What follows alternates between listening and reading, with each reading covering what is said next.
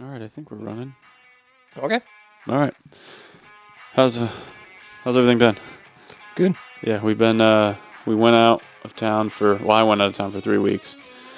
You went out of town for what? Just over a week and a half, something like that? Yeah. Yeah. So, question that I have, because I want to dive into a couple of things. Week and a half. Is that the longest that you've been out of town on I'll say vacation, because I know we were both still working a little bit. But spending time with the family, is that the longest that you've been away, to do that? Well, yeah, I think that's the only time I've been away to do that. Specifically, yeah. Every time you go away, it's usually working. You're going to training or whatever. Mm-hmm. So that being said, how did it go? I know you don't have a bunch of employees, or I know you have some, but... Well, it's different because I can monitor everything, and I managed most of the questions. Yeah, you pretty much... emails. So my job is virtual. So it didn't go that bad, but I will say this. When I left, I knew the corporation I was with had a little bit of an issue. I identified it in the hopes maybe something would shift. And when I got back, I had to spend 4 straight days driving 2 hours one way, 2 hours back, fixing it. Yeah.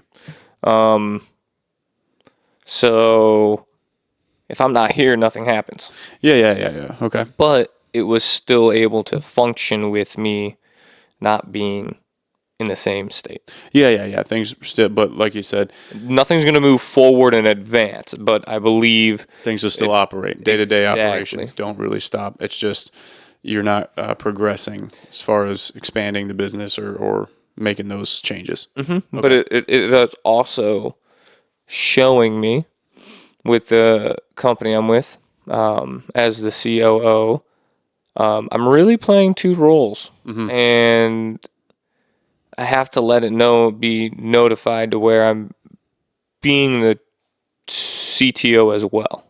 Okay. And those hats mix so much, but they're 2 separate. Absolutely. 2 different job titles completely. 100%. But at a smaller corporation, you have to wear multiple hats in the beginning stages of the growth. So it's really how do you align yourself and the goals of the company to be able to alleviate yourself of some tasks with another executive coming in, if that makes sense. Yep. Okay. So that's where I was, I wanted to mainly talk about that, like when you leave, because a lot of small business owners, I think that they don't think that they're ever able to leave, right? And they don't know how, or if they do leave, everything falls apart, and then when they get back, they got to spend time doing a bunch of stuff to fix problems, right? Like yours is a little different, but I'm saying, they come back and find out that nothing was managed correctly, and they completely have to spend the next 2 weeks fixing everything, right? Just to get back to where they were before they left. That doesn't even mean progressing, right? Yeah, they still got that 2-week gap. Now their gap, no production came in or something. Yeah. Okay. So I wanted to talk about that because this would be the first time that I was able to go away and not have any issues while I was gone, after I came back, everything. Go ahead. System. Yes, yeah. Systems, obviously, we talk about that all the time. I know. But what are some steps that you took leading up to you leaving, right? Like, did you have any sort of I'll kind of explain what went through my head. I spent, typically, because I'm 2 hours away from the corporation, I typically go once every other week down there to make sure everything's good, show up at least twice a month. The week that I left, I showed up 3 times: Monday, Wednesday, Friday. I wanted to make sure all the rows were in the ducks. Everyone understood that I was actually leaving, and it was going to be harder to get a hold of me, if not possible to get a hold of me. Because I don't know how many times where we were staying, there was no service. Exactly. So I took preparation in the sense of each of the roles that I manage, I made sure that they had a task list to do daily to somewhat alleviate the headaches of them calling me. Yeah. But we have an SOP in place, but I went back and updated it to make sure even when I went on vacation, it was less questions coming my way. Yeah, That makes sense. Yep, So yep. I prepped that way. It wasn't really with what we're doing. I didn't have to prep, any type of materials.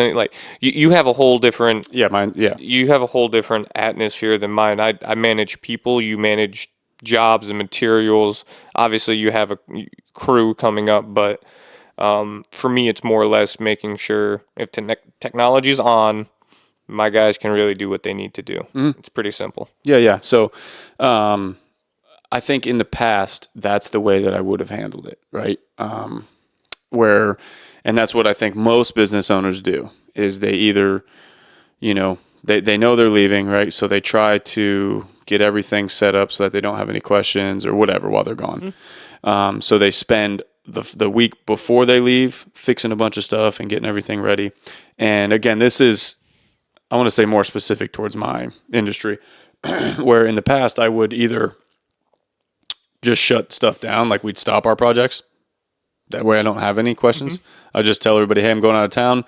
Nothing's getting done for 2 weeks. Everyone's on vacation. Yep. So just deal with it, which I think is what a lot of construction owners, construction business owners would do. It's easier to shut it down than it is to manage something when you don't have trusted employees, a system, and more or less guidance in place. Yeah. So that is what I would have done in the past is either tell everybody, hey, I'm out of town. They're not coming here to work. Nothing's going to happen. Right.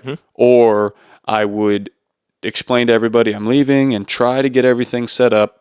But no matter what, that just, 90% of the time there was, as soon as I leave, something would go wrong. And out of respect for me, my clients or my employees wouldn't reach out because I'm on vacation. So I wouldn't find out till I get back, and then I have to fix everything, right? Now, that changed a little bit this time because I went back to I think it was episode 8, I want to say, of our podcast. We talked about employee management and hiring new employees. How do you find them? Blah, blah, blah. And so I went back to that, right? Because I had I would say 2 months before I knew we were leaving, right? 2 months before the date that we were leaving, I had to fire my project manager, because nothing was getting done right, blah, blah, blah, blah. It's 2 months before I put out a job ad, and 2 or 3 weeks later, I get a guy in. And so that 2 or 3 weeks, I went back and listened to that podcast and listened to myself and you about everything that we were saying about hiring employees, right? Which is something, again, I mentioned it before where I would, this podcast has helped me a lot because I explain things. When somebody asks me a question, I can tell you what the answer should be. You know what I mean? But unless that question is asked, I don't even think about those. You know what I mean? Yes. When I'm doing it for myself, I don't think about it.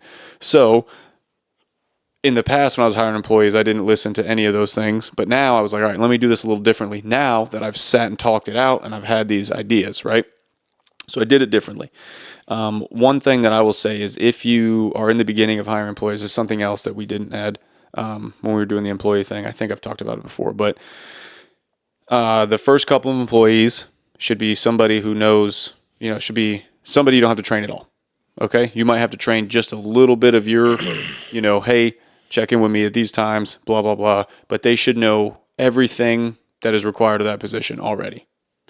Because that is something that I learned because I was hiring people that I would have to train a little bit and realizing I don't have time to train and do everything else that I was supposed to be doing. So it's the old saying in personal development side is you can either go spend the time or you can spend the money. Yep. And I had to take that correlation and move it to the employee side. Like my I don't even know if you want to call her an assistant at this point. She's more of an operations manager because she manages 3 of my businesses for me. She came from the whole reason why I brought her on was contracting. She came from contracting over 3,000 agents, and I'm contracting 10 agents a month. I made sure I went and got the experience so I didn't have to go, hey, by the way, we got to figure this out. No, I already have a sheet that has everything on it. Oh, thank you. That made my job 10 times easier because I bought the experience. Yep. Same thing. So that the first couple of employees should be somebody who knows exactly what they're supposed to do already, right? Jeez. What? I don't know. I feel like I just got bit by something. My eyes just started tearing. It's like you crying? No. Jeez. So, and with that comes, it costs more. You have to pay more, which is hard for a lot of people to comprehend at the beginning, right? Yeah. You don't have the money to pay high dollar for the person who knows what they're doing. But let me tell you something. It's worth it. Do it. It's going to make you more money. Exactly. It'll free up your time. So that's what I did. So right before we left, about a month before we left, I hired a guy, right? And I again used all the tips that we had in our other video, and I made sure that I waited until I had somebody that I didn't have a gut. When you're talking to somebody, you have a gut feeling, or at least most entrepreneurs do, I think, where you go, this isn't going to work out. You know what I mean? But in construction, in the past, one piece of advice that I got was, you've got to hire 25 guys to get one good one, right? So in the past, I would say, I don't think you're going to work out, but you have experience, so get out here, right? And they wouldn't work out. So that was the old advice that I used, was after 25, I should have at least one, right? That's literally the same thing gets told to me. 1 out of 10 agents are going to be good. And I'm like, that doesn't make sense to me. If I hand select them. Yeah. I just won't hire the other 9. Exactly. And the thing is, I feel if I can pick that out of a lineup now and go, I'm just taking you. Yep. Exactly. And you have that, now that you've got the experience from what you've been doing, when you talk to somebody, what's going to happen. Yes. So I talked to this guy and I said, you know what, I'm going to hire him. I'm going to pay a little more. I'm going to get someone out here that, hopefully knows what they're doing. Because again, he could have been lying, but after talking to him, I was pretty certain.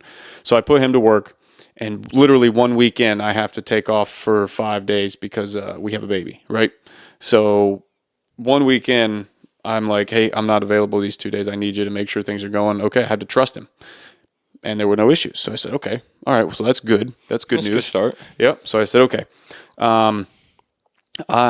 Before I left, the only thing that I rushed around to do was get a couple of checks. That was it, which I didn't even have to do. I just, habit from before, right? I went around, grabbed the checks. And so for the first couple of weeks having him, which leading up to us leaving for a month, I would check in with him daily, ask him these questions about these jobs. And 90% of the time he had already taken care of them or already had an answer for them, or the questions hadn't been brought up to him yet by the homeowner or something, right? Because when you hand off, when I'm working on all these high dollar projects and the homeowner's comfortable with me and I tell him, hey, now you got to talk to him, there's a little bit of a handoff there, yeah. So they weren't really that comfortable yet, so they were still calling me, and I wasn't saying, I would take the question and I'd say, let me get with Troy, instead of saying, do not talk to me, call Troy, right, which is my guy. Go call him, talk to him. I didn't do that. So, and I was still, like I said, on him all the time, trying to, did you take care of this, take care of that, blah, blah, blah. So right before we left, I went and grabbed a couple checks, and then I said, all right, that's it. I let everybody know that I was leaving and that they needed to contact him for anything. And I had planned on meeting with him once a week, every week, to go over everything, that was going on, to make sure that nothing was missed, blah, blah, blah. I ended up talking, we didn't have service up there. So I ended up talking to him 2 times in 3 weeks, right? I got back, and on the way back, I got a text from one of my clients, right? So I'm driving, 24-hour car ride back, stressed out, no sleep, and I get a text from one of my clients. I just see the name pop up, and I went, oh my God, something happened. You know what I mean? That's where all of our minds, every entrepreneur, you get a text from a homeowner, or you get a text from a client, the first thing you think is, oh, damn it, something's wrong. You know what I mean? So I waited to read it because I was like, I don't want to deal with this right now. I'm driving. So we get to where we're going. I stop and I pull out the phone, and it says, hey, I just want to let you know your guy's great. He's been handling everything. Anytime I've got a question, he's right on top of it. Everything's been great. You guys make a great team. And I went, oh my God, thank God. You know what I mean? So I get back, and I had no issues the whole time I was gone. And I only was like the checks, right? I said I went around to grab a couple checks. Easily could have had him do that. You know what I mean? He's at the houses anyway. Why did I go out of my way to go talk to those clients and get the checks?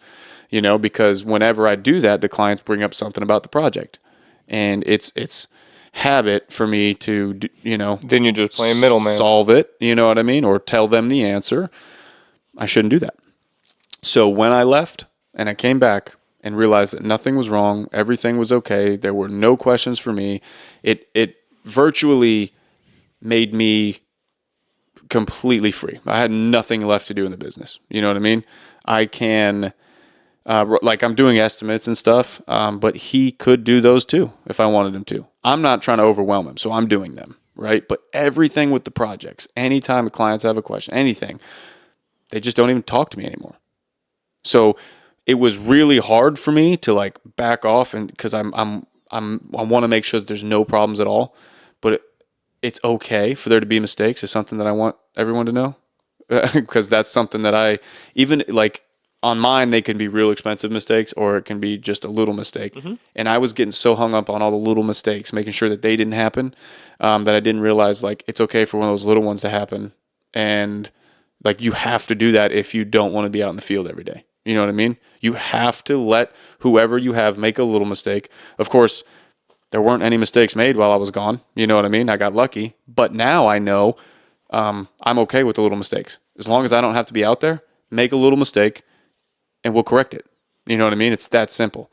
So, that's how I got ready to leave, was I just hired the right person and didn't have to worry about anything. So it's funny how that works. So now I get back and we're so busy. We got so much work. Nobody really talked to me while I was gone because they all knew I was gone. But I got a couple of new client phone calls and stuff. And I just let them know, hey, I'll be back in town. I really don't have service to be working on anything up here. Yeah, you didn't. It was terrible. Every single meeting I took, it was like I was cutting in and out. And in the past, though, I would have dropped everything and tried to help them. You know what I mean? Mm-hmm.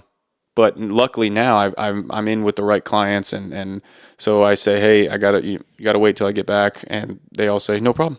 In the past, it would have been, I don't really have service, and they say, well, I need this now. I say, okay, let me. Yeah, I'm fighting against 3 other people. I need your bid. Yeah, and I'm not doing that anymore. So, so we get back, we got all this work, and I'm like, all right, let me hire some new guys. So again, went back into the employee thing and looked at all of the stuff, and I was like, all right, so I'm going to advertise the same way I advertised for this guy because he's awesome. And then I expected more applicants because I was hiring for a crew guy, someone out in the field.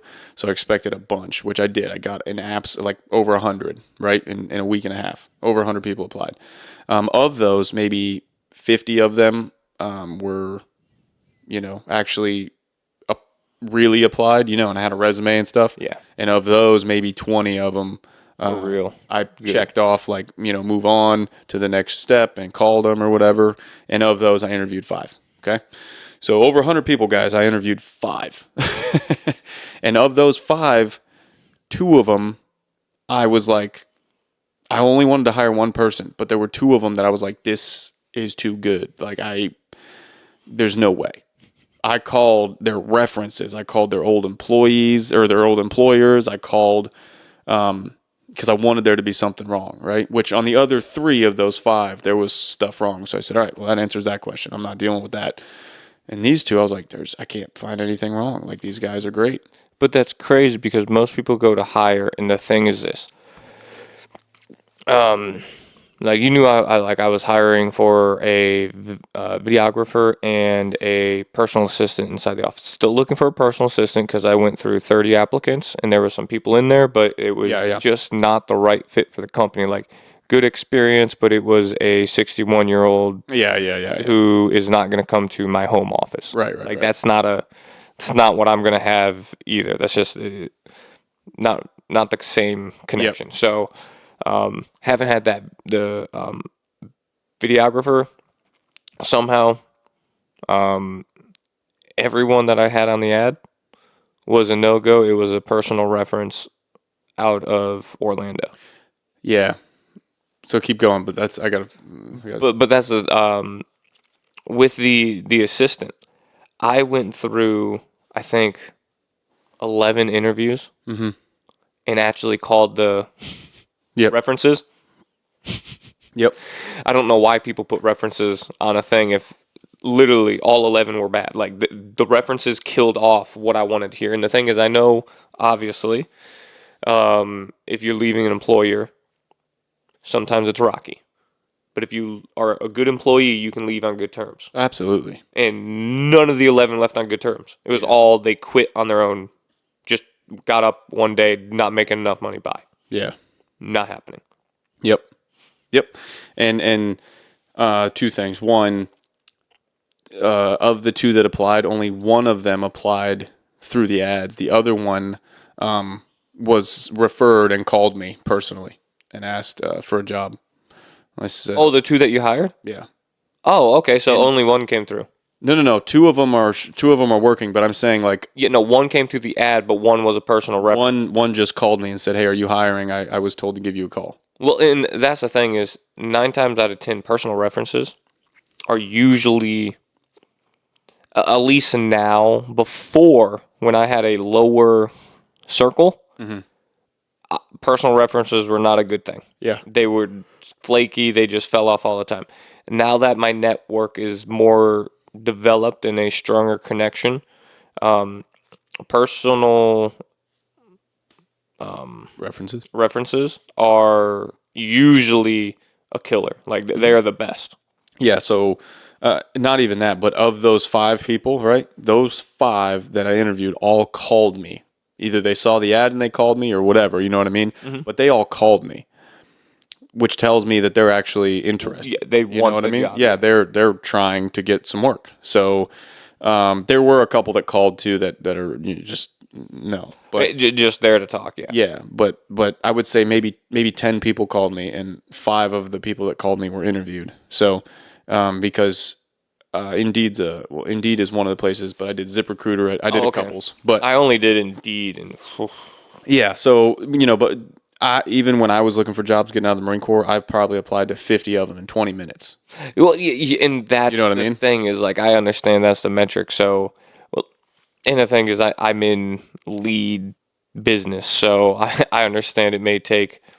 I did the math for my business. It was like 27 appointments equal to guaranteed sale, and 27 appointments is it takes 3 leads to equal 1 appointment. So I mean, you do almost 60. Yep. Yeah. That's insane. Right. So to get 1. So in that case, you got 2 out of 112, I think. Which is basically the same equation there. Mm-hmm. So anyway, I was only going to hire 1, but I'm a firm believer that if it's the right person, I will make room for them, right? Mm-hmm. So I hired both.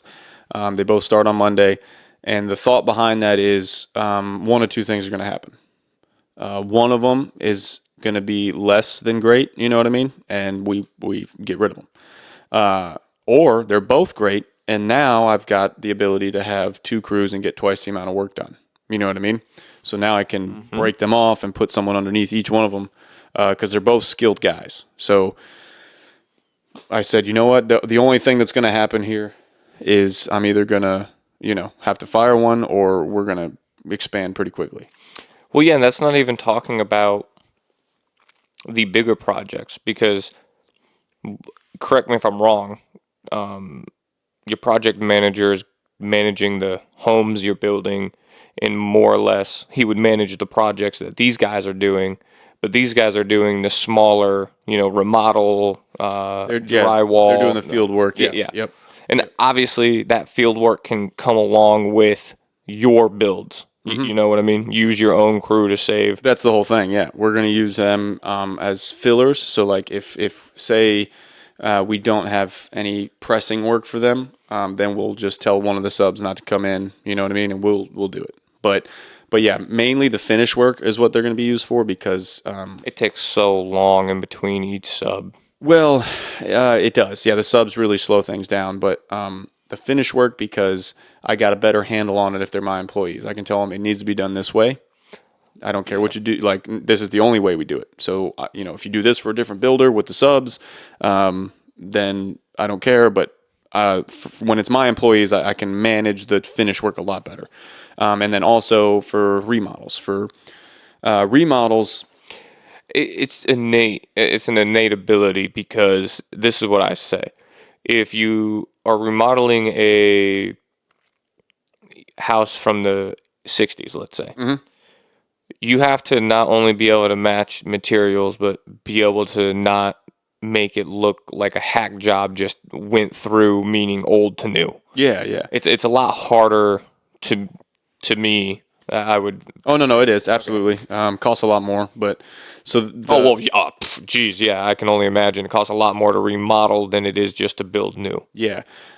So the thing is, like, on remodels, for instance, here's a perfect example, and this is why I was leaning towards getting a crew in the first place. Was I did a bathroom remodel started in February, right? And it was just one standard size bathroom, just like this one that's right behind us, but 5 by 9 or 10 feet it was, right? Just a standard, 30-inch bathtub, toilet, vanity, and that's it. That I used all subs. I didn't have employees, right? I had a project manager at the time, but project manager's not going to be out there all day because he's got to go manage other projects. So to do that, I had a demo guy come in, and then I had an electrician come in. I had a plumber come in. I had an insulation company come in. I had a drywaller come in. I had a painter come in. I had a tile guy come in. I had a trim guy come in, right? All of that. And then I still had to do a little bit of work there too, because You got to match everything up. I gotta put the blue tape. There was an AC guy too that came in to put a vent in, right? So there's 10 contractors. Myself was one of them, but that's 10 contractors. That bathroom took me 2.5 months because I can't have 2 people working at the same time in that small space, right? I have to give buffer days, right? Because if the electrician comes in, for that one, the electrician only takes 2 hours, but I can't schedule someone else that day because I don't know what time the electrician's coming. I can't schedule somebody on the day the plumber's there, even though it only takes him 2 hours, right? Because I don't know when he's coming. I don't know what time. I don't know how long it's going to take him. I know it should take 2 hours, blah, blah, blah. I have to schedule buffer days for paint drying, all that stuff. And of course, you do that and you tell the subs in advance, but when they're supposed to be there Monday and then they say, hey, I can't make it till Friday, now the project sits there for a week, okay? So 2.5 months. Everything. If I had 2 guys, it would have taken a week and a half. Okay. Oh, there's another one. She wanted custom stonework. So there was another subcontractor there doing custom stonework. I'm assuming on the lower half of the walls. 11. No, just the one wall was a feature wall. Oh, cool. Yeah. So, but that 11 subcontractors, 2.5 months. If I had 2 guys, that would have taken a week and a half because we should be able to do all of that. So like while, we move the outlet. What that sounds like? A lot of extra money in your pocket. Exactly. Because obviously it costs me less too because I'm not paying everyone else's workers' comp and their profit. You know what I'm saying? So I said, as soon as I did that bathroom, I said, you know what, this is ridiculous. Nobody should have 2.5 months of open bathroom. You know what I mean? So I was already planning on doing that, but I knew I was leaving town and I didn't want to overwhelm whatever project manager I ended up with just in case. Turns out I would have been just fine doing that, and all of our projects probably would have been finished by the time I got back, which is good that I didn't do that because then we would have been out of work for them. But anyway, it's so now I'm okay with the small mistakes. I'm staying out of my project manager's hair because if he makes a mistake, we'll just fix it. You know what I mean? Just letting him do everything that he needs to do. The only thing that I'm doing is once a week I want an update on everything that's going on. And I need all of the expenses because I'm still doing tracking expenses. You know what I mean? But that's it. Yeah, that should be your next one, is just getting a bookkeeper to come in each week on that meeting. That is the next one. I'll have a part-time bookkeeper. I looked into doing like monthly bookkeeping, but the problem is like with mine, I need to know weekly where I'm at on each job. Yeah, you know what I mean? It'd be hard to use. Even like the services out in town, like the payroll companies, Yeah. They usually only give you a status every month on everything. Obviously, they run the payroll, but they don't. Right. And that's what, so I was like, okay, I need somebody in-house. And again, that was like $800 a month, you know? So, which is, I mean, well, actually, I think it was like $400 or $500. Either way, $500 is totally worth that expense, right? But it's not, doesn't work for me. You know what I mean? It doesn't work because I need to know more often than once a month. I was just going to say, I would rather pay $400 a week, make sure I know it in and out, and I have access to that person to get my reports when I want it. Yep. So that's what I'm shifting to next. And then I'm going videographer and a marketing guy. So that and then sales. That's the steps. And then once I have that in place, I'm gonna let it rock and see what happens for a little bit. You know. You should probably do sales before that content stuff, because you should have someone in place to capture all of. Yes, well, that'll be me. I'll act as the sales guy until I know how to manage what's coming in. You know what I mean? And then I can teach somebody how we handle the leads coming in our way, and then we'll figure that out. Or how we price things out is the main thing, because it's different in every business. You know what I mean? My pricing is going to be different than the contractor next door. So. Well, your salesman really just has to get them to allow you to come out and do an estimate. That's what your salesman needs. Well, he should be doing the estimates too. I'm going to get to that point. Well, but you know what I mean? Like right. They should be able to get them to the estimate, go out there and go, boom, here's everything. Right. And that's what, so those are steps that I'm taking to try and be to the point where I can leave town and literally know that nothing, like I already can, obviously, but I could probably do like virtual sales on some of the stuff. And I will probably shift more towards that and really kind of stop doing these renovations and remodels.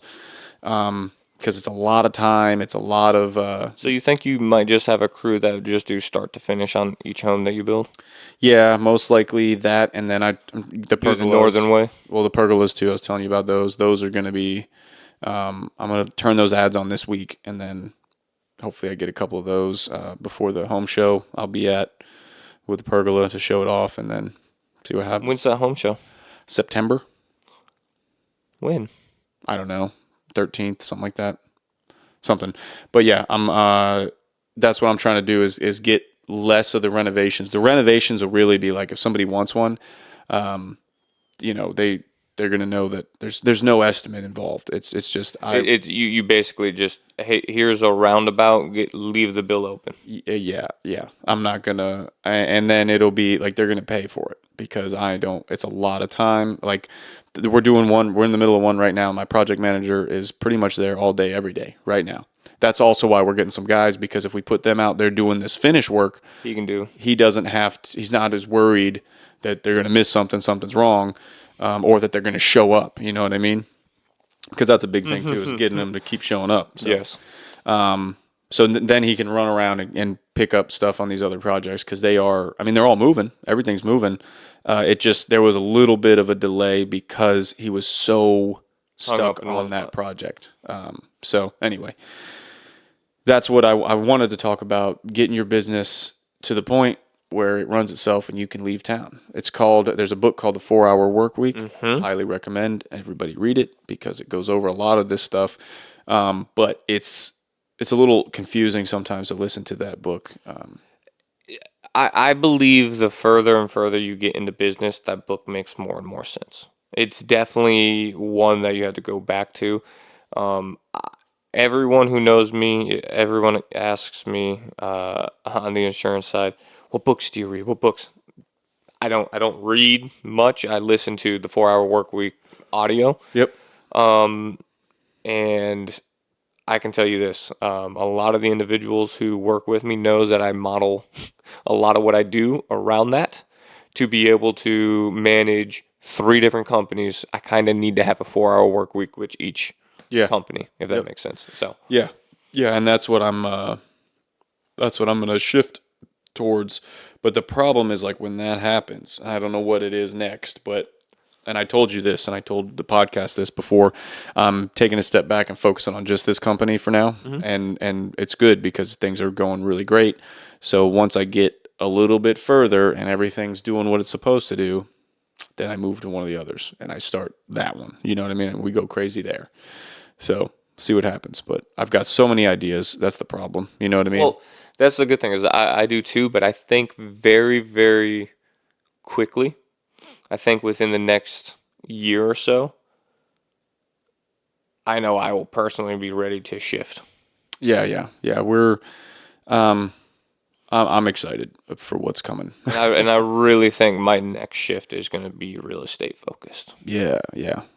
Well, it better be because I'm fairly certain that things are going to take off after this election.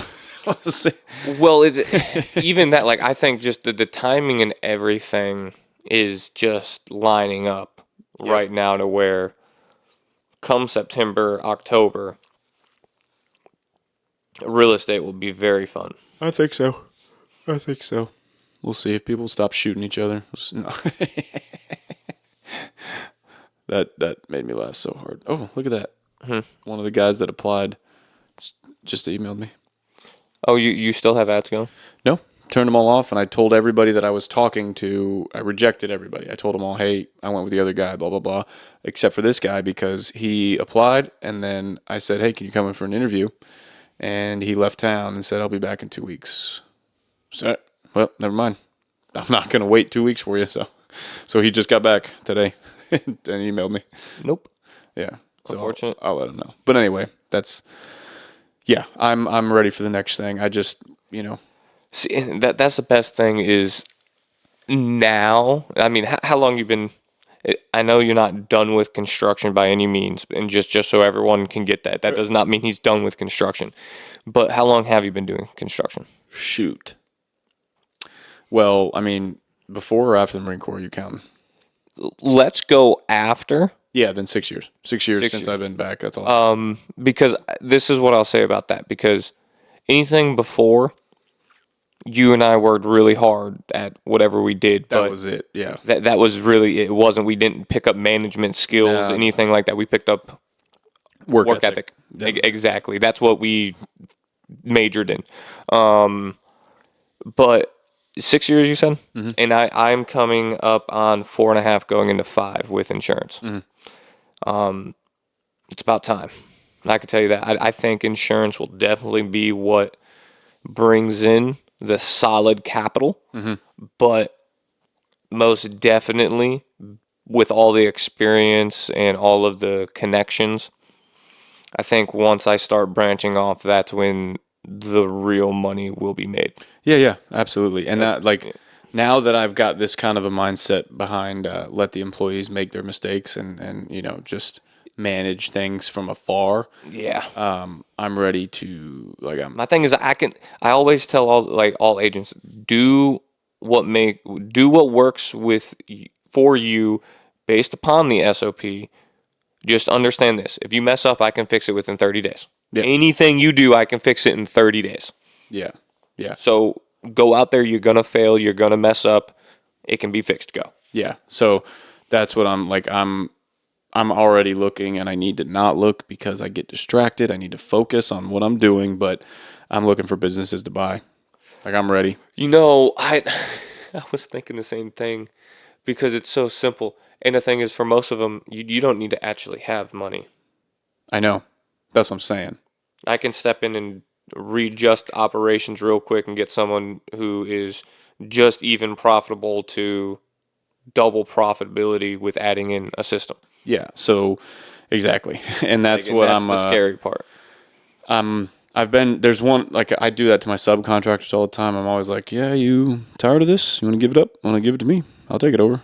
But all of them, no, they won't do it. But someday it'll happen. And like I said, I'm looking, but I'm waiting until I'm ready. You know what I mean? Until this is all done and set up, and then I'll move on to the next one and get that one going. I want to, and I mean, this is just my goal. The moment I'm at around 100,000, in my first business a month, that's when I want to feel that's when I feel steady and safe Yeah. to really branch out and go, I have a business that is producing and is steady for me. Yeah. I mean, I do that already, but it's not 100,000. Well, that's the thing, is it's the same. It's just not profit. I wanted profit, not just billing. I was like, I can bill it all day. Literally, I've been billing that, but it's a lumber package and a truss package. It'll cost me $100,000. You know what I mean? Yeah, I was gonna say I have one group that does 40 grand a month in leads. Yeah, and that's That what I'm doesn't saying. mean Right. all 40 is gonna be profit to me. No, you know what I mean? Yeah, like I'll bring in 110,000 and send 105 right back out the next day. So it's not. Yeah. That's not. But I get what you're saying, and yeah, that's. I don't even have a dollar amount yet. All I have in mind is, when I'm done, like when I'm not doing anything, and then I'll set some dollar amount goals. That's the thing, is in my business and the way that I think as a COO right this second, and the big one, there's so much that I can just create and think of out of the whim and just make. My job's never done, but I think eventually it will go from what I'm doing as a COO to more independent, working on my own projects, and then selling off new projects, if that makes sense. Sorry, funny picture to pop up. Because the thing is, you're with more or less buying companies. I'm with, if I set up one idea that I have with software, I can sell it to 15 different companies and instantaneously. I don't know what the next step is. I just know that I'm getting close to getting this nut cracked finally. You know what I mean? It's been good and it's been decent for the last couple years, but I'm about to make it great. You know what I mean? Like I'm right there. So just finally, you know what I mean? Like I finally am listening to all of the advice and all the stuff in the books. Like it all clicked at the same time. It wasn't like I listened to the books. I'm like, yeah, I mean, that makes sense, but it didn't actually like click. Register. It didn't click until now, where I'm like, fuck, man, step back, let them go. You know what I mean? Let them do it. You just focus on these parts, and whoa, it works. You know what I mean? It's funny. It's just I couldn't get out of my own way. I had to be right there and make sure that things were going to be. I had a good glimpse of that with the with my contracting setup. I had one manager, and it just wasn't. She had 3 other jobs, not realistic to do it part-time. And I was like, hey, well, I'll just get into the mix. No way possible with me wearing 15 other hats that I could go, yeah, no, that's it. I had to step way back and go, okay, I have to put other people in place. I have to trust other people for once. Yeah. And have them do it. And as soon as I did that and actually tasked out correctly 3 people, assistants, 1 manager, myself, just to oversee making sure everything is done correctly, instantaneously. Yeah. Everything worked, flowed, no stress, took literally half the day off my plate. Yep. That's it. Same. Now I'm like this week I was able to take care of a lot of stuff that I've been wanting to do for months. And I just can't wait. I'm moving, especially now that I got 2 more guys coming that are answering the questions that I have, which are, hey, when are they coming out here to do this work? When, do you have that scheduled? Because what I realized was he's the project manager that I have is either answering the questions the same way or better, because he's got way more experience than I do. You know what I mean? He's older than me. He's been doing it a lot longer than me. So whenever I think of a question, I'm like, I don't even know why I just leave it. I just let it go because I realize I don't need to worry anymore.